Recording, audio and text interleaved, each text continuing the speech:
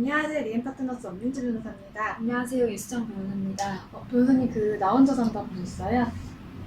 네, 봤어요.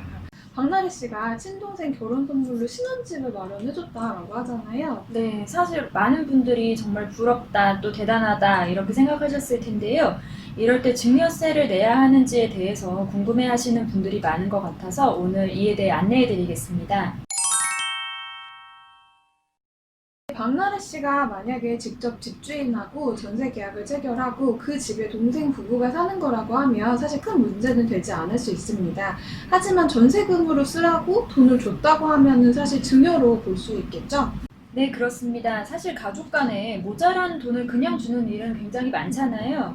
특히 결혼 같은 큰 가족 행사가 있을 때는 엄청난 규모의 돈이 오가기도 하는데요. 하지만 이렇게 가족이라고 하더라도 돈을 그냥 주고 받게 되면은 이것은 증여로 볼 수도 있습니다.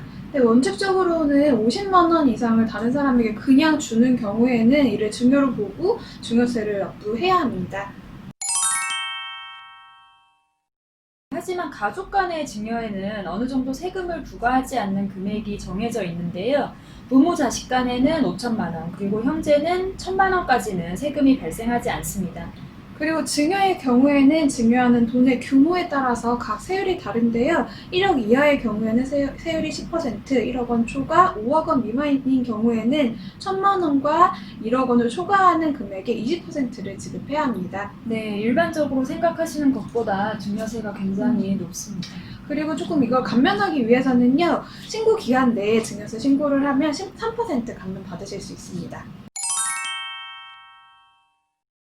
네, 최근에는 이렇게 증여 문제를 피하기 위해서 가족들끼리 차용증을 쓰고 돈을 빌려주는 경우가 많습니다. 이때도 주의하실 점이 있는데요. 바로 이자 부분입니다. 네, 가족 간의 돈 거래의 경우에는 보통 이자를 정하지 않고 그냥 차용증만 쓰는 경우도 종종 있는데, 이런 경우에는 나중에 문제가 된다고 하면 거의 증여로 볼 수밖에 없게 됩니다. 네, 그래서 가족 간이라고 하더라도 대략 한 5에서 6% 정도는 이유를 주고 또 돈을 빌려주는 게 완전하다고 할 수 있겠습니다. 사실 여러분도 모르는 사이에 여러분 은행 계좌가 모두 모니터링 되고 있습니다. 그 일정 금액 이상의 돈 거래가 아무런 근거 없이 발생한다고 하면 이상 거래로 탐지가 되어서 세무서나 또 경찰의 조사를 받게 되실 수 있습니다. 실제로 저희가 진행했었던 사건 중에서도 근로소득이 이제까지 한 번도 없었던 주부가 수억 원대의 아파트를 구입하자 바로 세무사에서 연락이 와서 자금 출처 증빙하라고 하고, 또 출처 증빙되지 않는 부분에 대해서는 증여로 봐서 증여세가 부과되는 적이 있습니다. 네, 지금까지 증여세에 대해서 알아보았습니다. 궁금한 점 있으시면 언제든지 댓글 달아주시고 좋아요와 구독도 부탁드릴게요. 고맙습니다.